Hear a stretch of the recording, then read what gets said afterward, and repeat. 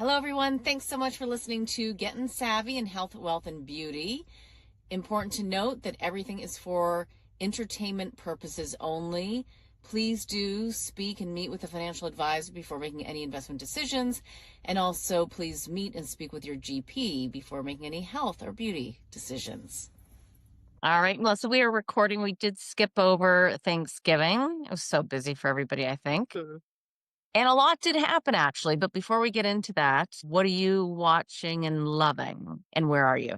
Okay, well, I'm in Palm Springs right now. So my son has the week off school, and my parents have a place in Palm Springs. And normally we don't come this early in the year. Like, normally I don't visit here in October. It's not really typically considered their high season, which was kind of frustrating because there was no direct flights from Toronto. I had to lay over in Denver, and the flights were delayed, and it was just stressful. But anyhow, I'm here, and it's beautiful, and the weather's so nice. So that's where I am. And what am I watching? I'm watching The Pit. Have you heard of this Yeah. show? Yeah. No, it's new? So it's a medical show. It's like Oh, based in a busy emergency room in Pittsburgh that they refer to as The Pit. And it's Noah, I forget his last name, but he was one of the actors that was on ER, and Hmm. he's the main ER doctor. And it's really good. It's very fast paced emergency medicine, obviously, but sensationalized.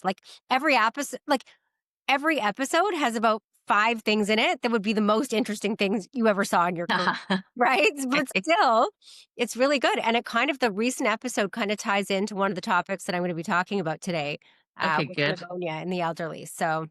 So I can't believe though that you can watch like a medical show because, a couple years ago when the morning show came on, I watched a couple of episodes and I'm like, it's too much. And it's not like we didn't, I didn't see part of the issues, which is that the whole sexual side, but like just the rigmarole of being on live television every day and all of that. And I'm like, I can't watch this. So then I'm like, that was a couple years ago. And then I'm like, you know what? I'm going to try it again. So again, I've watched it, the first 3 episodes, and I can't get farther than that because it's just too much, like what you've experienced. So it doesn't bore you. Well, I usually don't like to watch that many medical shows, but because this is very emergency medicine, which is not typically what I do in my regular Right. practice, it is different. And it really also is a lot about the actors and the character development and the backstories also. So I like watching it now. And I think I would have liked to watch this show when I was going through medical school and in Mm. residency, because seeing something in a exciting manner makes it lock into your memory more. So when Hmm. someone's trying to teach you ACLS, when someone's trying to teach you how to do CPR and you read it in a textbook, it doesn't really sink in. But when you watch it on a show that's heightened emotions and exciting, it's like you remember it. Hmm. Obviously, That's you have to fact interesting. check to make sure that everything they're doing is factually correct, which most Right. of it is, but not all of it. Plus, it's interesting how they are doing open heart surgery and they're not wearing a mask. Oh my Just want to see gosh. their face, right? Uh, Yeah. Have you watched the morning show? I started it. I didn't love it. Like, I couldn't continue with it. It just, I don't know. Interesting. And yet I, people say it is amazing. It's great acting. It's great, but I know, but I'm gonna maybe try again. Yeah. I am still watching The Gilded Age, but what I'm also really watching and struggling with is The Price of Gold. so funny you say that. We're watching a show. I'm here with my parents and I'm sitting on the couch. We're watching the Blue Jays game. Oh, and I'm watching the Blue Jays. Okay. Go Blue There. Jays. So we're watching the baseball game, and all of a sudden I hear my dad go, I just can't understand. I just can't believe the price of gold.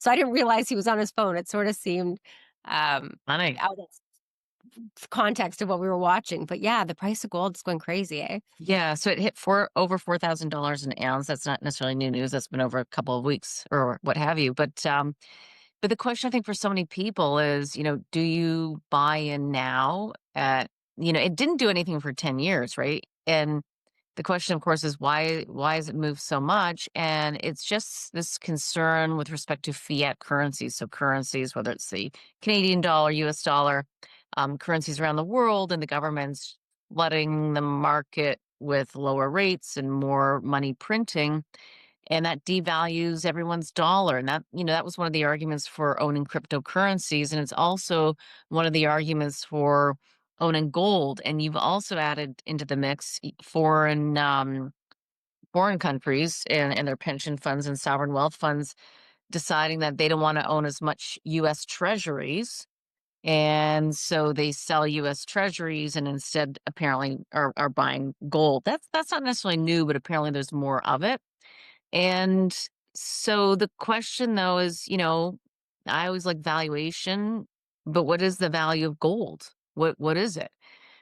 So, and I'll also add to that, um, if the price of gold has run up, are the gold stocks really reflective of the gold price? And probably not. So is there more of an opportunity to own the gold stocks?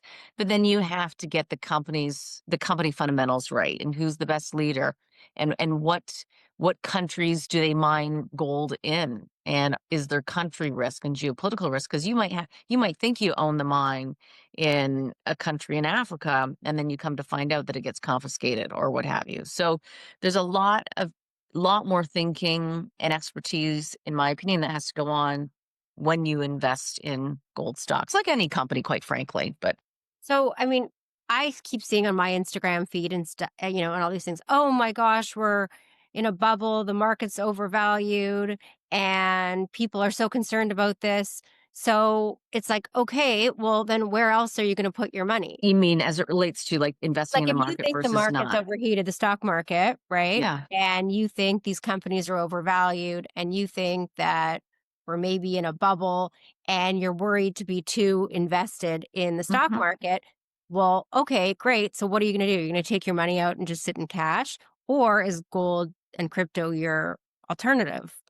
Right. The real estate market's been horrible. So I don't know. Like, And or just the market, right? So yeah. the equity market. So I was on a call this morning and I wrote down these statistics because I thought that they were quite interesting. Not even statistics, they're just numbers. But if you look at the multiples, we always talk about the multiple of the market. And let's just take a look at the US S&P 500. The multiple, so the valuation, so the PE, the price over earnings. So the price of a stock divided by its earnings. And when you take the market as a whole, you take up all the prices divided by all the earnings. And the market right now is trading at 20.9 times. Now that is 24 months out. You're always looking like normally it's 12 months, Mhm. but to adjust for, tariffs and uncertainty and war, some people are looking out 24 months, right? But again, when you hear multiples, you'll normally hear them on a 12 months forward basis, but we're going to look at 24 months. So 24 months out, the PE in the United States right now is at about, call it 21 times. Over the past 20 years, it's been 16 times. So as you can see, substantially lower. Um, but what's interesting, I suppose, about that is what we're seeing now in terms of why that multiple is higher is it's really earnings driven. In other words, these companies are making so much more money today than they were years ago. And you can look at that specifically with those tech companies.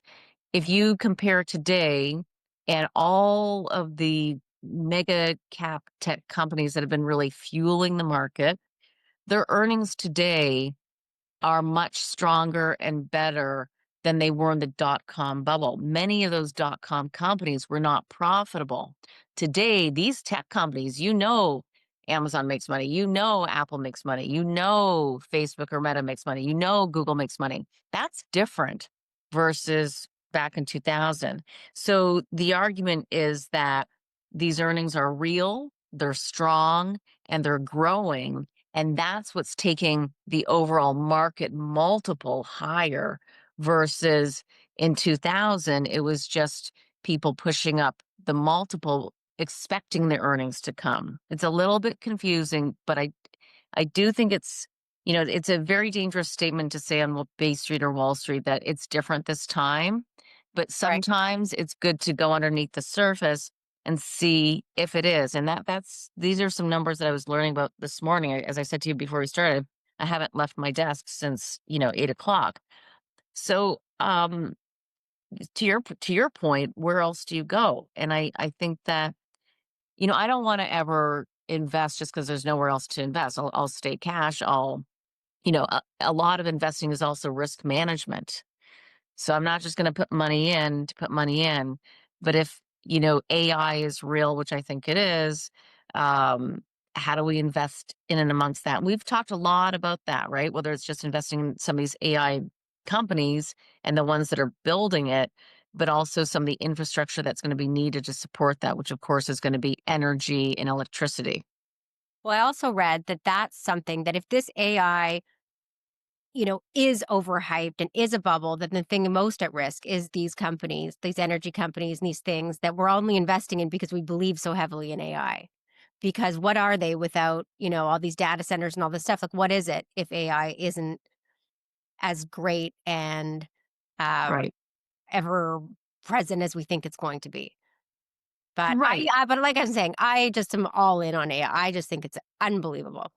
I am too, but I also think to your point, that's where hopefully listening to us, listening to others gives you more perspective in terms of, you can be all in on AI, but how do you want to play it?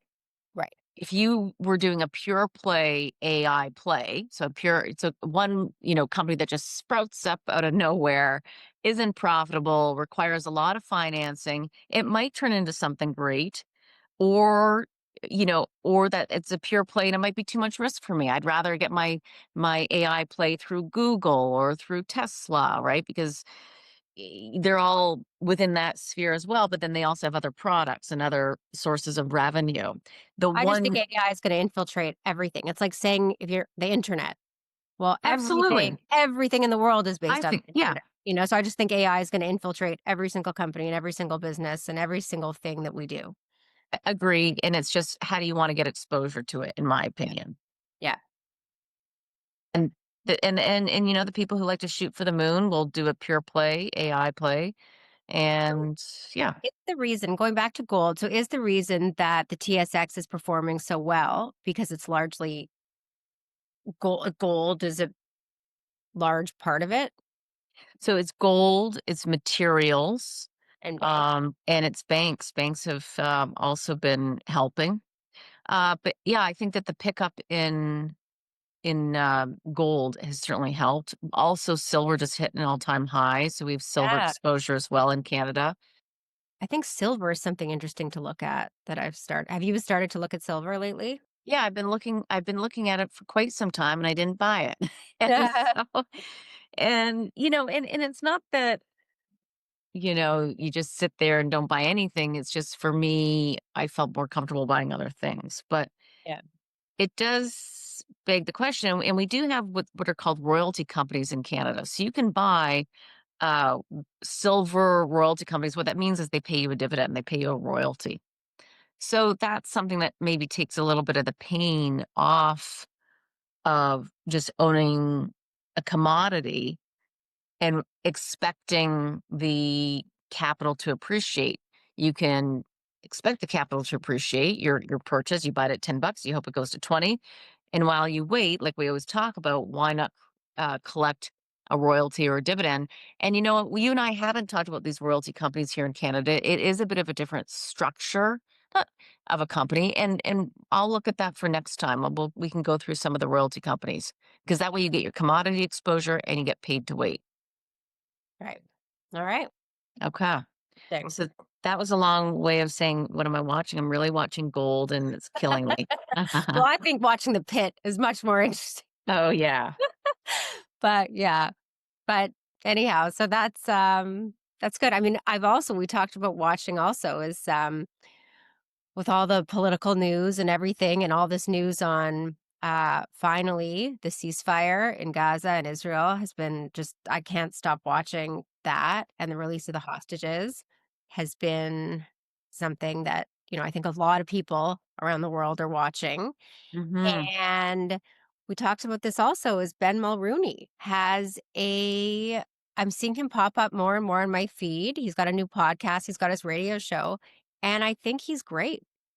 I think it's a new like, when I think of him back in, like, when I used to watch on, like, Entertainment Tonight or whatever he was on, this new, more mature and political and intellectual side of him, I think it's playing really well. Mhm. I think so as well, definitely. I mean, he's definitely actually captivating Yeah. and captivating around issues that some people might think are mundane, but they're not at all because they affect us. And that's, what, I always talk about and why I get involved, I think, in, hopefully in our society, is because these aren't mundane. As you know, we were both at the PL Chiefs Gala last Mhm. Thursday, and as some people know, I'm the chair of the Peel Police Foundation, and it's because if you have well, we support them dramatically, and just and are so thankful. If something happens, who do you call? You call the police.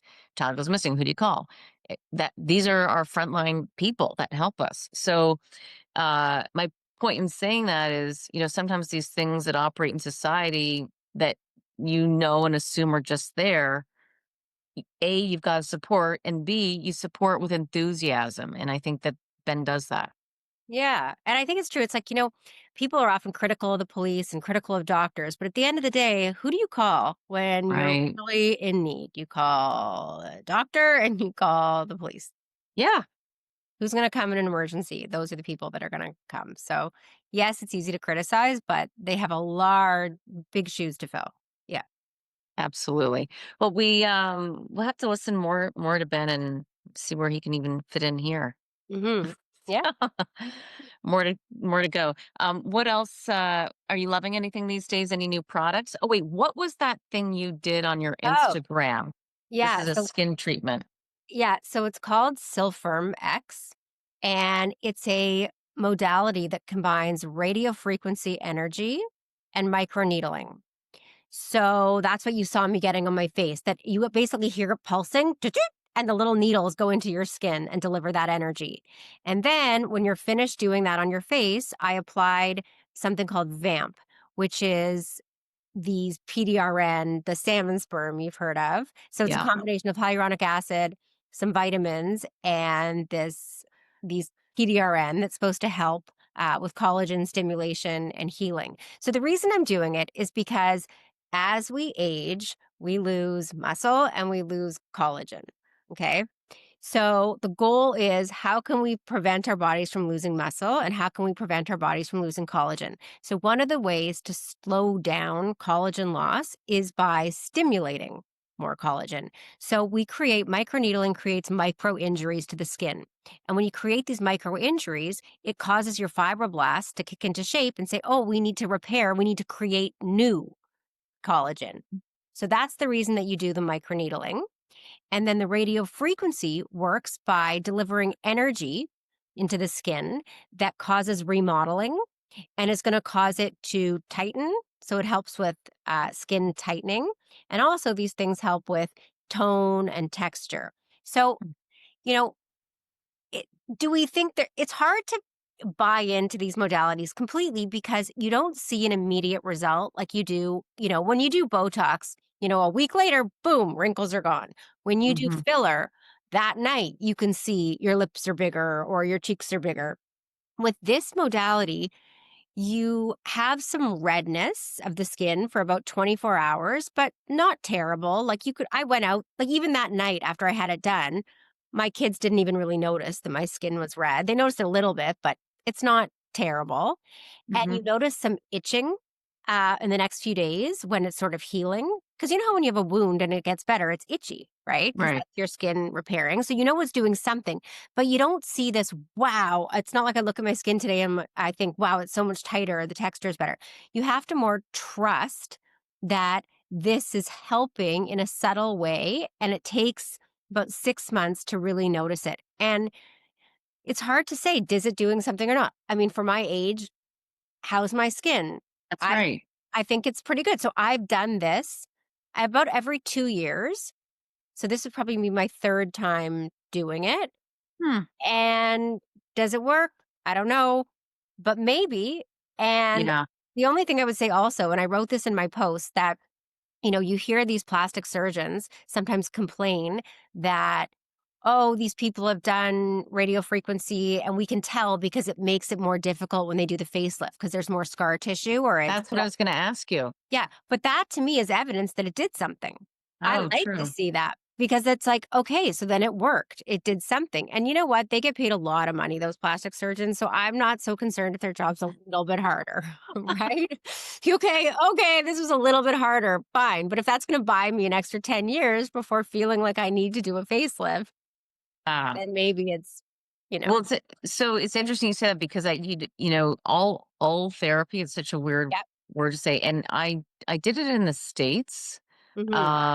and that is supposed to have quite a bit of scarring associated with it, Yeah. and I've only done it once a number of years ago, and they I don't you don't see it around in Toronto that much.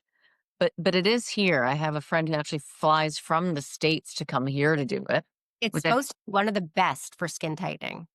yeah, yeah. And look at yours. I mean, for someone that's thin, your skin, I think, looks great and really tight. So I do think these modalities, it's not, if you're looking at what's going to cause the most impact for the least amount of money, it's not this. But if you're looking to do something extra and you have some money to invest into this area, Mhm. then yeah, like I do think it's worthwhile. The other one that's really good too is the CO2. So if you see all these celebrities that are getting facelifts, a lot of the time when they get a facelift, they also get laser resurfacing, CO2, it's called. And it's a much more invasive type of Hmm, thing. It's not like what I had where you're red that night, but no big deal. This is like it's burning your face off, like, mhm. much more invasive. So a lot of people get it done when they're already under general anesthesia for a facelift, and it's really effective. I mean, if you look at, I mean, I can't stop. Oh, what else am I watching? I can't stop looking at Kris Jenner. I I can't know. figure it out. Like, I would pay money to see her in person. Just to see, Yes. like, and the question is, how much money would I be willing to pay Yeah. to see her in person? Because I'm dying to know if this is all Photoshop and Facetune or, using filters on cameras versus what her skin looks like in real life. Because right now, it's hard to believe that even with the best surgeon in the world, with a facelift and a little bit of fat transfer and CO2, that you could have that impressive of a result. I mean, if It that is look the case, I'm not afraid of aging at all from an aesthetic yeah. standpoint. And Melissa, it looks almost like a skin transplant. The skin looks Yeah. that good. That's what I'm saying, and even her neck and her chest. So it's like we know with cameras, and I know from even filming this, when we had a professional photographer come or producer come in and use professional grade cameras, they can put a filter on that. Even if it's a video, you can look completely different than your real face. Like we know people are like, well, oh, but it's a video of her, it's not a picture. So just because it's a video, you can still get a complete filtered look. That's why I'm saying like, I'm really curious to see what she looks Hmm. like in person. Because right Yeah. now, with that hair bob and the way her face and her skin looks, like she looks like Kim. she looks like Kim. She looks better than Kim. Yeah. It's Yeah. crazy. It is crazy. And good But for her. Like, yeah, so here's the thing though. So going back to your point about the all therapy and scar tissue, I've only done it once, and I actually wouldn't want to make the job more difficult for a surgeon. But I also, you're so there's only because at the end of the day, it is your face he's got to fix. But I'm curious because so the system you don't think Kris Jenner has had alt therapy, through CO2, and come on, they've had everything. Kim Kardashian's the most. She spoke about Morpheus forever. Remember, right. Morpheus is like what I had. It's another combination of radio frequency and microneedling, but it's more painful, the Morpheus, I find, than the Silpherm. What's more painful? Morpheus. Okay, so let me ask you this. There are a lot of microneedling and radio frequency options out there, Hmm. right? I don't know. Well, I don't know if BBL fits that or Moxie or what have you, but why do you like this one? I chose Silpherm because the ease of use and it's less painful. Like Morpheus, I found when I had it done, you're supposed to get a series of 3 treatments, 4 to 6 weeks apart. I couldn't even go for my third one. It was too painful. Hmm, And then it's like, if it's that painful. And also I found that it caused like these grid marks on my skin after that kind of hmm. freaked me out a little bit. So I preferred this Silpherm to it. The three most common I hear of here are Morpheus, Potenza, and Silpherm. And the reality is they're all good. They're all the combination of our radio frequency microneedling. It's just different brands and, Yeah. but I like this one better because I can tolerate it. And then how did you decide what topical stuff you would put on?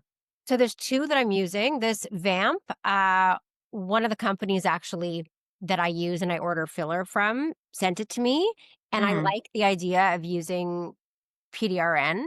So that's why I was using it. But I'm using it interchangeably also with exosomes are another good thing to use. So I'm either pairing it with exosomes or Vamp. And it just happened to be what I had on hand to use or what the clinic has. But I think those are the two topicals that I would look at using. And what is PDRN again? What does that stand for? I forget the polydibonucleotides. Okay. Polydeoxyribonucleotides. There, something like that. It's a Okay. salmon sperm, the DNA from Oh, that's salmon. the sperm. Yeah, Okay, yeah. okay. Got it. Okay, It's funny interesting. because when initially I don't know if you saw me posting the pictures. One of the pictures had all the numbing cream on me, so I had all this like white cream. This is disgusting. I can't believe I'm going to say it.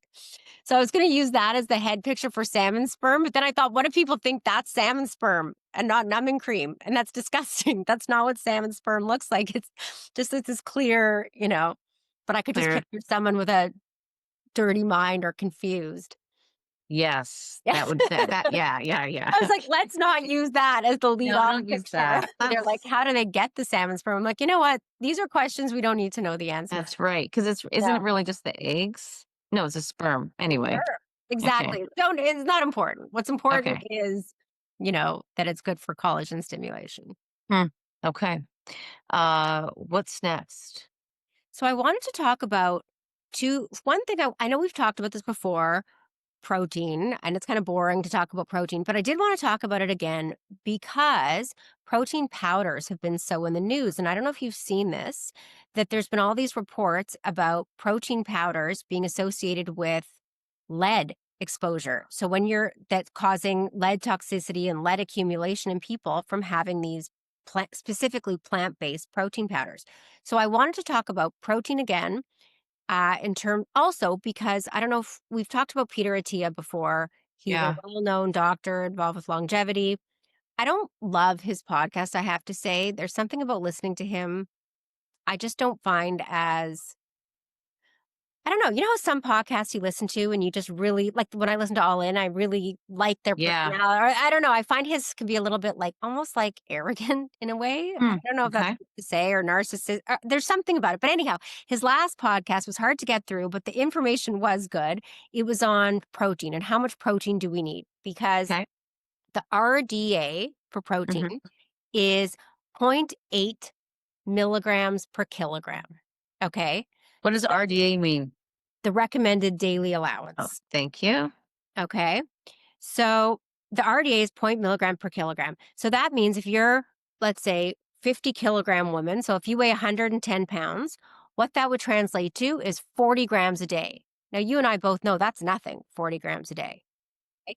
But just because something's the RDA doesn't mean that that's all you need. It means that that's the least amount you need to meet your nutritional requirement and not have a deficiency, to have your body be in nitrogen balance. So a lot of people are saying, well, if the RDA is only 0.8 milligram per kilogram, why are they hyping it up and telling us to eat so much protein?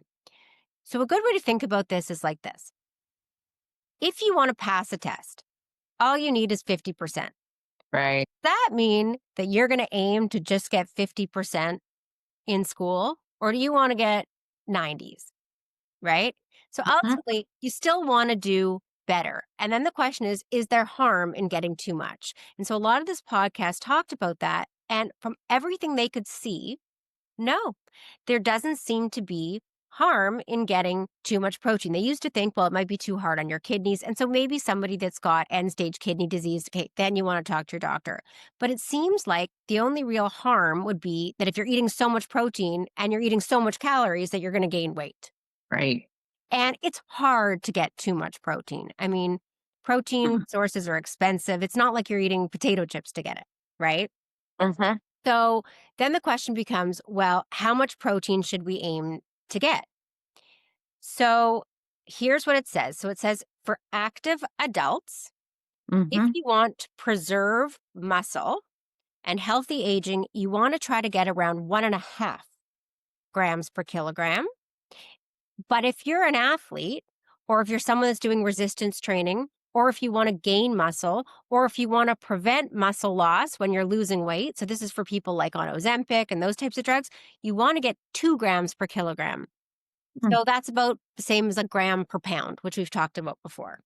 Okay. Wow. So it's a lot. And then you want to break that up over the course of the day. So you're thinking, okay, so let's say I'm a 110-pound girl. I want to try to get 100 grams of protein. And let's space it up over 3 meals a day, 30 grams, 30 grams, 30 grams, and then maybe add a snack that has some protein, like some Greek yogurt or something.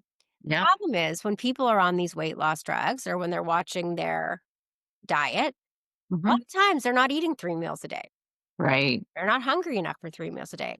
In fact, some women are eating 1 meal a day and then maybe two snacks. And then you land at just 50 grams of protein, which is not enough. And so that's when they're recommending okay, if you're not hungry enough and if you're not eating enough, then you need to look at supplements. And so, how do people supplement their protein? Protein powders. Right. Now we're getting into people having these protein powders on a daily basis. And what it's showing is that when they tested these protein powders, a lot of them have a lot of lead and heavy metal contamination. How is that even possible? So that's what I thought. That's a really good question. So, why on earth would there be lead in protein powder?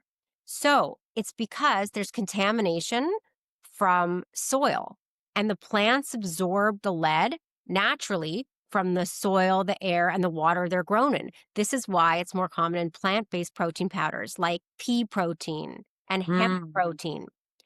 And Mm. what's interesting, also, it says if it's grown in an industrialized area or using fertilizer with heavy metals, the plant protein then accumulates those trace metals. And then when they process and manufacture them, the equipment used in the processing, grinding, and packaging um, is made with certain metal alloys, and that can contaminate it. And then to get these powders, you're really concentrating the protein, and that further causes Sure. contamination. And then there's not strict regulations because in Canada and the US, protein powders aren't classified as drugs. They're classified as dietary supplements. So they Right. don't have to meet as rigorous standards. Right. Interesting is that chocolate flavor also has more lead and heavy metal contamination because of the cocoa bean in the soil than Sure. vanilla. So the takeaway is that if you are somebody that's supplementing with protein powders regularly, and if you can tolerate a whey-based protein powder or a whey is animal-based protein powder, which would be collagen or whey, then it's going to have less lead contamination than plant-based. So don't only do plant-based protein powders and try to have plain or vanilla, not just always chocolate. Because if you're having a Interesting. chocolate-based plant protein powder daily, this could lead to significant lead accumulation. Hmm. Yeah. So interesting. So one of the things that you and I both love, in addition to Ben Mulrooney's podcast, is uh, AI. And you said you use Chat GPT, I think, every day. Hmm. And I use Grok every day, so I get it off of my Twitter, which is so easy because I've got Twitter open. And it says, to your point, I just put like how and why is lead in protein powder. And it says here, to add to what you've said, that Consumer Reports investigation tested 23 popular protein powders and found that over two-thirds had more lead in a single serving than experts consider safe for daily intake, some exceeding limits by 10 times or more. Levels have actually worsened since their 2010 tests when fewer products were even affected. Yeah, it's significant. Yeah. And so then the question is, okay, so what are the symptoms of lead toxicity or lead accumulation in your Yeah. body? Like what would someone feel? Like how would you know that you've got high lead? And I don't know if you remember, we used to think about getting lead poisoning or lead toxicity from paint. We did. Old paints used to be lead based. So if you lived in an In the old home, classrooms, I think, yeah, remember? yeah. So now that's gone. So what is it? Okay, so generally, and here are the symptoms, they're really vague. So fatigue, low energy, trouble concentrating, brain fog, Okay, so menopause? menopause. Exactly. Maybe all these menopausal women are just having too much chocolate protein powder. Yeah. Exactly. Then it says headaches, poor memory, abdominal pain, nausea, muscle Oh, aches, joint pain, low libido, menstrual irregularities, wow. apoplenia. So, like, it's really hard to, I mean, they're really non-specific type of symptoms, but if you are concerned about it, you can ask to get heavy metal testing done from your doctor. We offer it at Wellness House. And I have seen some people come back test high for lead. And I never thought to think about it being in protein supplements. And a lot of the time, it's even worse in these detox products. And traditional Chinese medicine and in certain What? vitamins and supplement. Yeah. Oh, yeah. Wait, So what kind of like I don't take any Chinese supplements, but what would that even be? anything that's marketed to you as take this for detox and you don't know what you're taking, it's a medley of different supplements. It's hard to know what's even in them. So, and anything you get outside of North America, because then they'll have even less strict Yeah. regulation. Yeah. So I think a good takeaway is if you're somebody that has a lot of protein powder. I mean, I actually don't. I don't know if you do. I would say I have, and it's funny because the most recent protein powder I bought was one called Good Protein, which is a plant based protein powder. And I would say I've been having like one shake a week, and I usually have it the morning that I do my heavy weight training. Fridays are my big Pilates and weight training days, so I usually find I need some extra that day, and I don't wanna be full before I go for a workout, so I find Yeah. sometimes having that so I basically have it, I would say, once a week, but now that we're seeing all these, protein products pop up everywhere like Starbucks and Tim Hortons, people So can start interesting. consuming a lot more of these powders, and it's something that we need to keep an eye on. So I think if you did test positive for lead, then you'd say, "Okay, why don't you cut back?" Not have any protein powder for the next month. So Yeah. so Melissa, so for someone going into their doctor, can they ask to be Yeah, tested for lead levels? But yeah, I don't know it's if not all doctors do standard. it. It's not standard, but you could ask. Yeah, And then I wonder if it's covered by the government. good question, I'm not sure. Okay. But your place, your wellness house does do it. Okay. Correct. Yeah, Um, and the other and thing too is I did a deep dive into I was in Starbucks yesterday actually, and they're now offering this protein cold foam. Have you seen this? no, Did you ever order it? What's your go-to order at Starbucks? Americano, Just plain coffee, right? plain, yeah, Yeah, nothing okay. fancy. Same, boring, but for a lot of people that might not be getting enough protein in their diet, they might say, okay, well, this could be an option. And also marketing. Some people don't think and they think, oh, protein, it's healthy. I'm just going to buy that, because they don't think Mhm. about, so they're trying to, I think Starbucks is trying to catch on this hype of protein and people trying to lose weight that need to get enough protein. So the protein cold foam, I was going to order it to try it yesterday, but then I was like, well, how many calories is it? Like, I don't wanna have a Mhm. drink that's got protein, the next thing you know, I'm having 350 calories and 30 grams of sugar, which turns out Mhm. that is. So the protein cold foam their cold foam at Starbucks is just skim milk whipped with Mhm. air. That's what creates the cold foam, and Okay. then they can add flavoring to it. So my daughter gets the sweet vanilla cream cold foam, okay? So they use like basically a sugar syrup and some cream added to the skim milk and the air. That creates the cold foam. Then when they add protein to it, they're using a whey-based protein powder, about Interesting. 15, yeah, about 15 grams of protein. We Great. thought, so what's the play? If you want to keep your calories low as possible, but you want to get the protein, what do you order? So what Mhm. you need to order is an iced Americano, like just like an Mhm. iced coffee. And then you want to either add the vanilla unsweetened or the plain cold foam topping. And then you're Yeah, looking at getting about a 100-calorie drink that has about 20 grams of protein, 15 to 20 grams of protein. And that's that good. I think is a good order. Nice. And then I was looking at, matcha has become really popular. Do you drink Yeah. matcha or no? I love the taste, but I remember it way back when, like 2005, and I feel like there was quite a bit of calories, or the way I did it, there was. And then the other aspect was over the past, I feel, couple of years, it got a bit of a bad rap, and I can't remember why, but now I feel like it's back in vogue. Back in, right? Matcha's everywhere. All these wellness people are all about their matcha. And they say that it creates energy like coffee, like it gives you that caffeine boost, but it has L-theanine in it, which is calming, so it doesn't give you the same jitteriness that coffee would Right. give you for some people that might get that problem. But the problem is, if you look at the matcha at Starbucks, the matcha powder is mixed with sugar, and it's got a lot of sugars. That's why people really like it. So they're going to Yeah. Starbucks and they're getting, "Oh, I'll have, like," if you order, like, a matcha latte and then you add some sweet cold foam to it, you're looking at getting like a 200 to 300 calorie drink with a lot of sugar when you think you're doing something healthy. So you always have Mhm. to do a deep dive and use Grok or ChatGPT, whatever we Yeah. can use, and find out that you're getting what you want to be getting. You're getting something that you're not taking in too many calories, because if you start Mhm. having a matcha latte every day, that could make or break. That could cause you to start gaining a pound, you know? Yeah. Yeah. So speaking of, just to go back for 1 second on the protein companies and what you and I love to do, which is using Grok. When I did, use Grok just a moment ago, they actually do list the worst offenders Mm, for these, protein powders. I'm not going to name them. That's not what I'm here to do, but anybody can look it up, mhm. in terms of the worst offenders of having too much um, lead in them. And I guess, in general, though, Melissa, do most people, they always talk about people having heavy metals in their bodies just because of, our exposure to life. And it's interesting that, one of the ways to get lead was in the soil, but also air.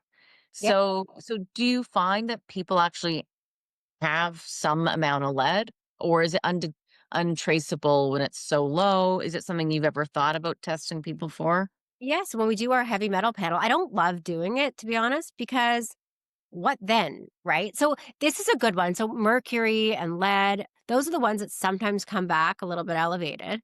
And mercury in particular, I have a hard time with, because if they're not having symptoms, what do? Do you tell somebody, like, stop eating fish, stop eating? Because usually that's how they get a lot of mercury. And if you have somebody Mhm. that's a pescatarian, or, I don't know. I don't know if it really causes, unless it's like at a high enough level, is it really a concern?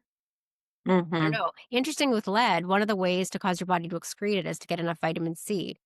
So Wait, what does that do? vitamin C helps your body excrete lead. Get rid of the lead. Yeah. Oh, interesting. Yeah. One other thing that I love, and I think, my friends certainly know, is I love our infrared sauna. Yeah. And, more and more as you look at these longevity gurus that pop up on everyone's Instagram, if that's what they follow, they're all talking about doing a sauna, 3 to 4 times a week. And look, it's a privilege, 1,000% to have one. There's no doubt about it. I do use it though. And I started using it when I didn't have a sauna and I would go somewhere. It was in Chicago when I lived there. And this is a long time ago. And these medical, not even, they were medical spas. They were like, just a spa where you go for a massage. This one place had a nice size infrared sauna. You could book it for the full hour. And I would just go and I'd invite a girlfriend if she wanted to go. And it was a great way for people who are busy to catch up in person and do Yeah. something great for yourself. You and I have talked about that a little bit. But in the conversation with mercury and lead, I hope that, in Toronto and other cities or communities even, get that sauna and Let offer it it up out. to people, rent it out.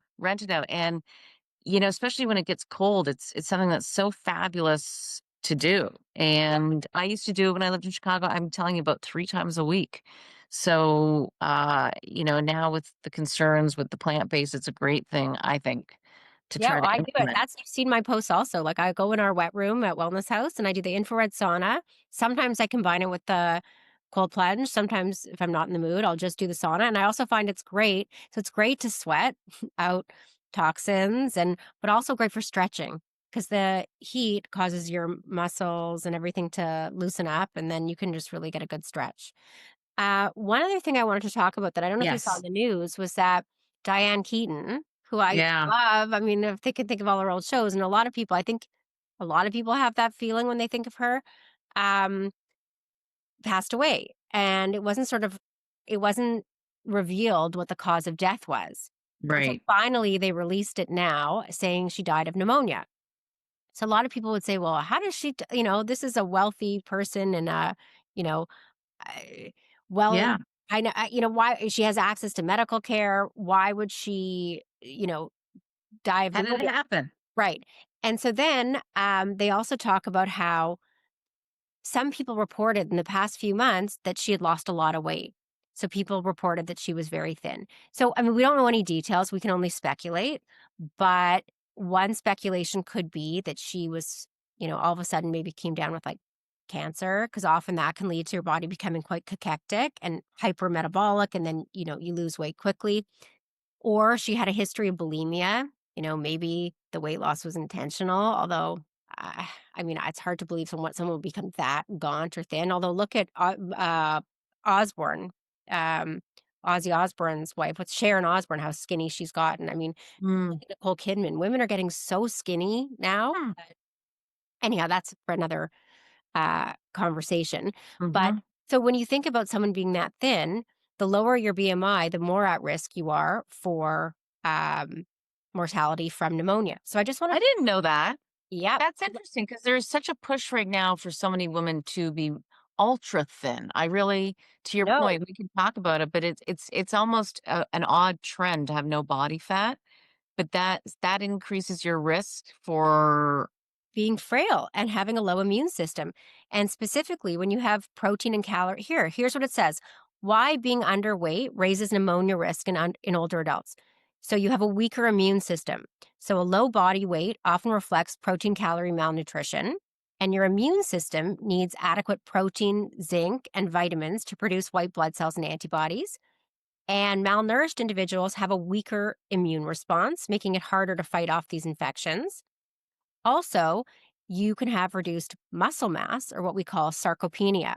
And it's not just about muscles in your body, it's also about your swallowing muscles and your respiratory Oh, muscles.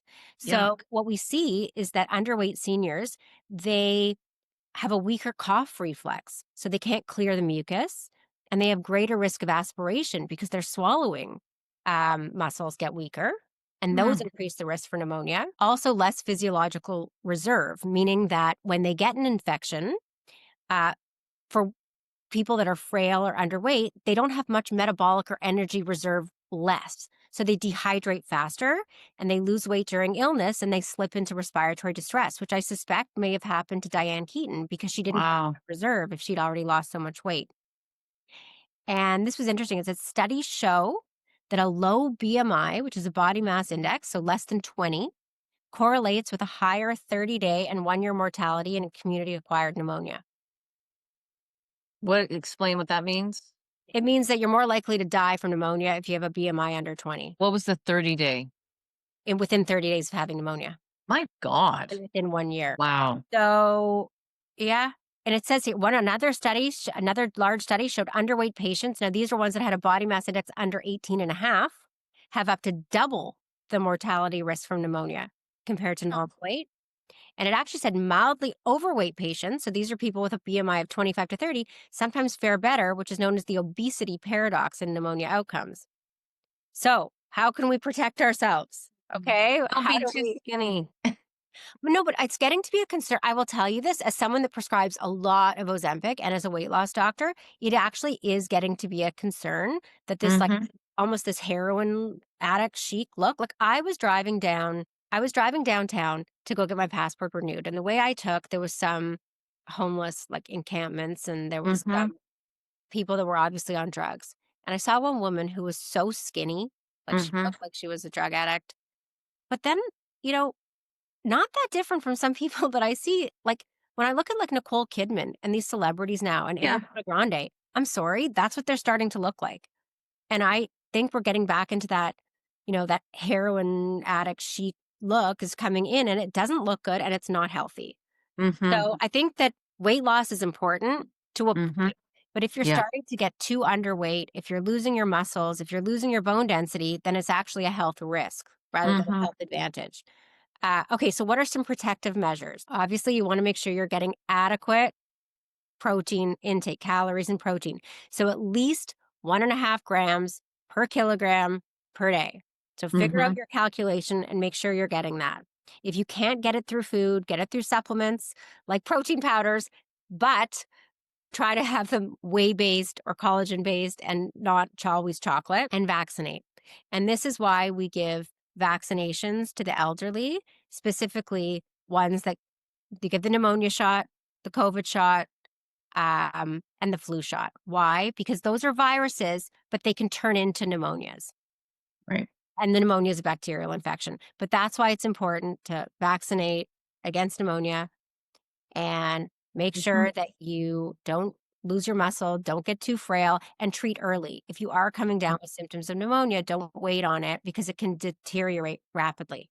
Mm. And, interestingly, talking about the pit, how I've been watching that show, I think I'm on episode 4 now, but they've been following the case of a family where there's a older man who's in a nursing home. He's probably in his 90s, and they have his adult children there, and he has pneumonia, and his oxygen saturation starts to go down. When your oxygen saturation goes down, your heart has to work harder. And then the pneumonia can turn into a sepsis where the bacteria and toxins get into your blood. That can drop your blood pressure. That can cause shock, Wow. go into respiratory distress. So the question became, you know, are you going to let him pass away from the pneumonia, with Mhm. morphine and comfortably, or are you going to put him on mechanical ventilation and prolong, life? And it was this whole debate about end of life. And Mhm. a lot of the time, they call it, I read something that calls pneumonia the old man's friend, Right. because sometimes it's a way, when you're frail in a Mhm. nursing home, that it ends up being oftentimes Yeah. yeah, end of life. Mhm. Yeah, no, for sure.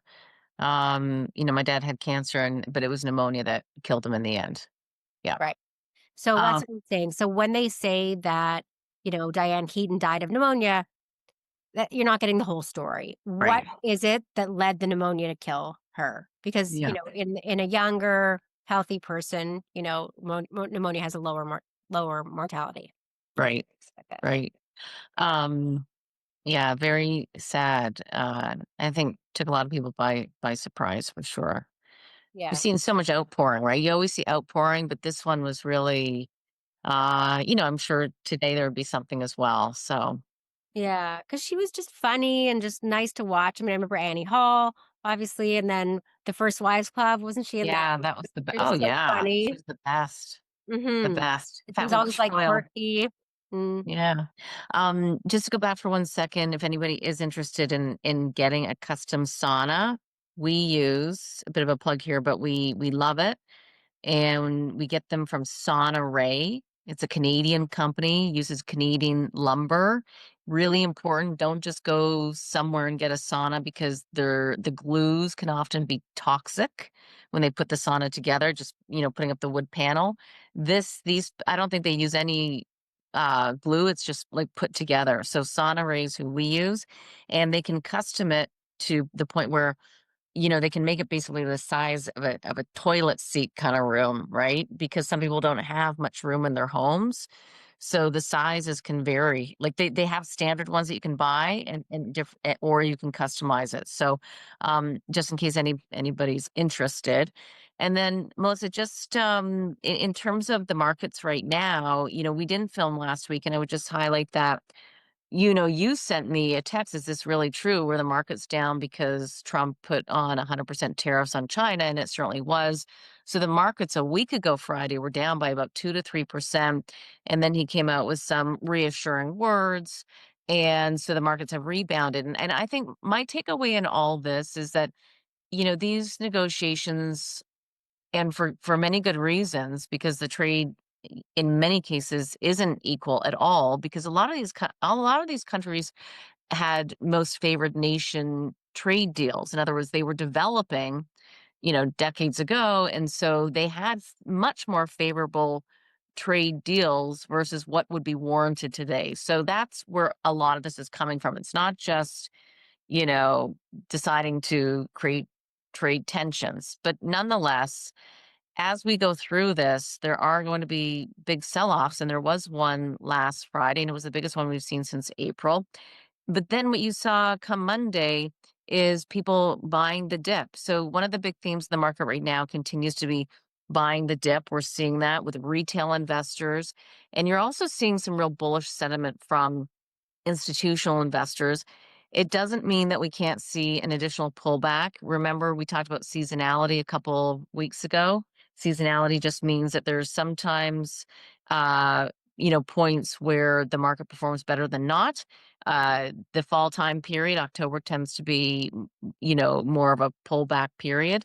So we could see a bit of a pullback, but I always say, know the companies you like, know the valuations, know the fundamentals. We talk about those. And we maybe next week we'll do, fundamentals and we'll do gold. Like what are some interesting good fundamentals. And and just be kind of ready to move. I'd also just say that we are in the midst of US earnings. And let me ask you this question. Why do we care about earnings season? And the companies report their earnings, their profit, their revenue on a quarterly basis. Why do we care? I don't know. Yes, you know. I don't know. Yes, Why do you we know. care about earnings? Because that sets that future. I don't know. I forget.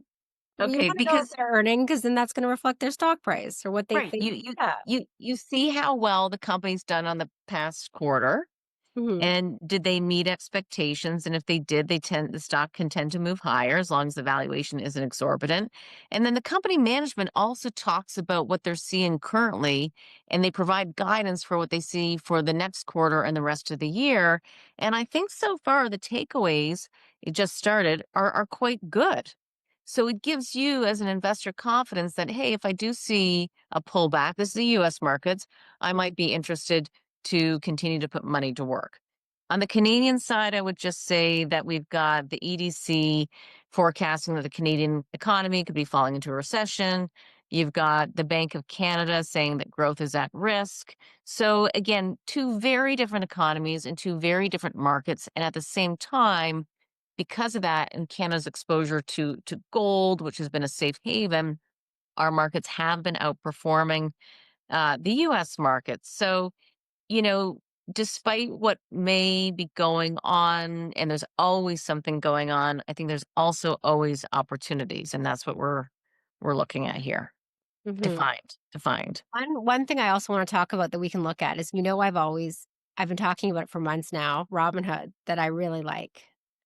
I just think because we always talk about how I still think that a lot of investing is. We've talked about this that it's not Okay. gambling, but there is a little bit of gambling in it and prediction markets or whatever you want to call. Sure.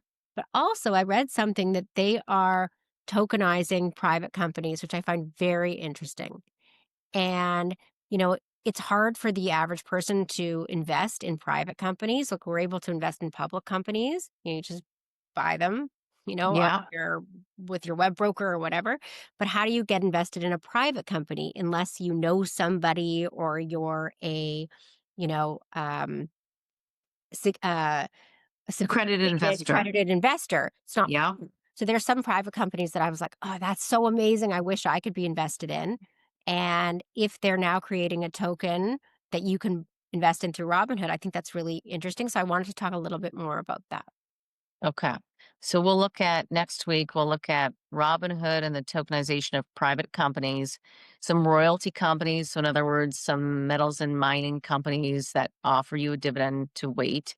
And then maybe take a look at a couple of companies with some good fundamentals right now. All right. Sounds good. Okay.